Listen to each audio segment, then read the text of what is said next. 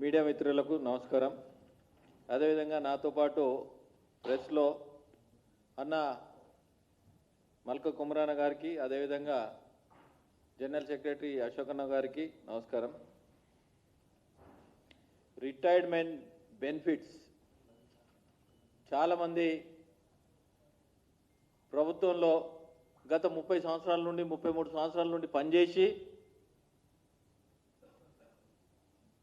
ఎక్కడున్నా సరే వాళ్ళకు రిటైర్మెంట్ బెనిఫిట్ వస్తే వాళ్ళ పిల్లలకైనా, పిల్లల పెళ్ళిళ్ళకైనా, అనారోగ్యం పాలైనా, ఇంటిపైన లోన్ తీసుకున్నాక లోన్ కట్టుకోవడానికైనా, లేదా అన్నదమ్ములుంటే ఆ రిటైర్మెంట్ అమౌంట్ వస్తే ఆ పిల్లలకి ఇచ్చి ఏ వృద్ధాప్యంలో హాయిగా పండుకునే రోజులు ఉంటాయనే ఉద్దేశంతోనే 33 సంవత్సరాలు సర్వీస్ ఇచ్చి వాళ్ళ అమౌంట్ వాళ్ళు తీసుకోవడానికి కోర్టులకు పోతా ఉన్నారు. కోర్టులకు పోయినా కానీ కోర్టు మొటకాయలు వేసిన తర్వాత కూడా కనికరం ప్రభుత్వం కాంగ్రెస్ ప్రభుత్వం. గతంలో రిటైర్మెంట్ కోసానికి ఏమన్నారంటే ఇది ప్రజాపాలన, ప్రజల పాలన, ప్రజలు ఉద్దేశించే పాలన. అరే మీకు ఇవ్వకపోతే మేము ఎవరికి ఇస్తాం అనే రకంగా మాట్లాడడం జరిగింది. మాట్లాడినప్పుడు ఇదే బట్టి విక్రమార్క ఫైనాన్స్ మినిస్టర్, ఉప ముఖ్యమంత్రి 2024 మార్చిలో వాళ్ళందరి రిటైర్మెంట్ సంఘాల అందరిని పిలిచి గత బీఆర్ఎస్ ప్రభుత్వం ఉన్నప్పుడు కాంగ్రెస్ వాళ్ళు వచ్చి అన్ని పనులు చేసుకొని, సార్ మీకు ఈ పని చేసి పెట్టినా, ఆ పని చేసినా తెలిసా మీకు, మేము మీకు మాటిస్తూ ఉన్నాం. మార్చి 2024 మార్చిలో మాట్లాడి ఏమన్నా అంటే నెలకు 700 కోట్లు మీకు రిలీజ్ చేస్తాం, మీ ఇబ్బంది కాదు, మీరు అందరు సర్వీస్ చేసినారు అన్నారు. అన్న తర్వాత ఈ కోర్టుకు పోయి మాట్లాడిన తర్వాత కోర్టులో కూడా ఏం సబ్మిట్ చేశారంటే 700 కోట్లు ప్రతి నెల ఇస్తాం, సంవత్సరం లోపల క్లియర్ చేస్తాం.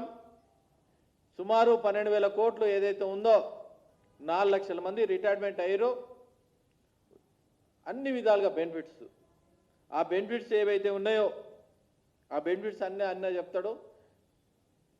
ఇప్పుడు వివిధ రకాల ఎన్ని రకాల పేమెంట్స్ రావాలో అన్ని రకాల వైద్య ఖర్చులైనా, ఇంకా ఖర్చులైనా, అది పెన్షన్ స్కీమ్స్ అయినా, ఈ స్కీమ్స్ ఎన్ని అయితే ఉన్నాయో అవన్నీ అమౌంట్ రావాలి, గ్రాడ్యుయేటీ రావాలి, కమిటీషన్ రావాలి, జీపీఎఫ్, జిఐఎస్, లోను ఎన్కాష్మెంట్స్, బెనిఫిట్స్ రావడం లేదు, ఆరోగ్య సమస్యలు.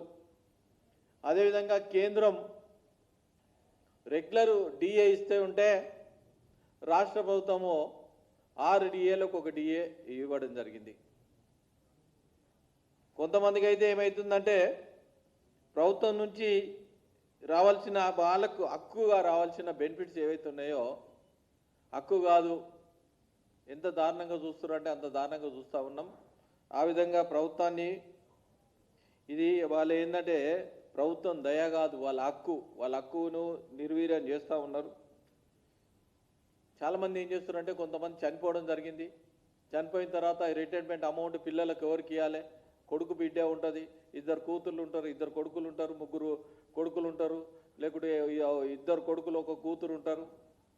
ఈ డబ్బుల కోసానికి ఒక భార్య ఉంటుంది, చనిపోయిన తర్వాత ఉన్నప్పుడన్నా వాళ్ళకు డబ్బులు పంచుదాం, ఈ పంచితే నా ఇబ్బంది పోతుంది, ఆ తల్లి ఏంటంటే ఇబ్బంది పోతుంది, ఇన్ని సంవత్సరాలు నేను మా ఆయనకు పొద్దున పోతుంటే టిఫిన్ కట్టి పంపిస్తుంటే ఎంత కర్మ వచ్చిందిరా బాబు.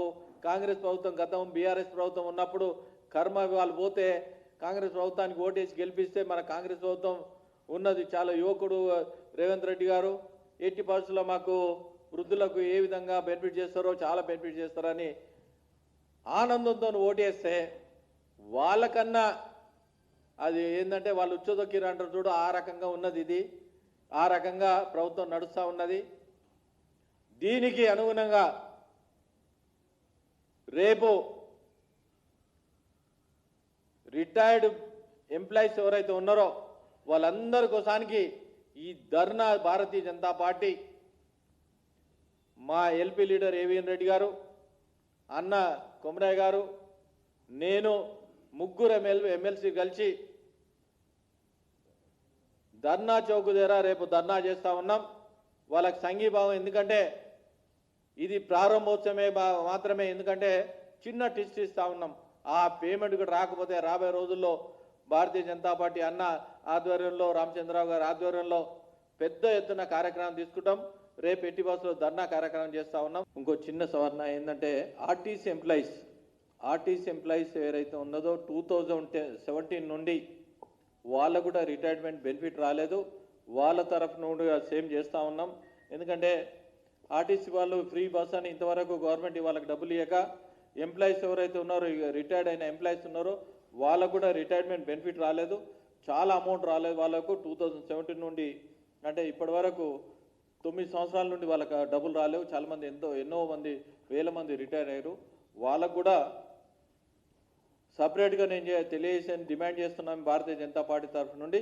వాళ్ళకి ఏదైతే రిటైర్మెంట్ బెనిఫిట్ ఉందో కార్పొరేషన్ తరఫున ఇమ్మీడియట్లీ మీరు డబ్బులు ఏదైతే ఉందో డబ్బులు ఇచ్చి వాళ్ళకి ఇవ్వాలని కూడా భారతీయ జనతా పార్టీ డిమాండ్ చేసి రేపు ధర్నాలో కూడా వాళ్ళు కూడా పాల్గొంటారని తెలియజేస్తున్నాం.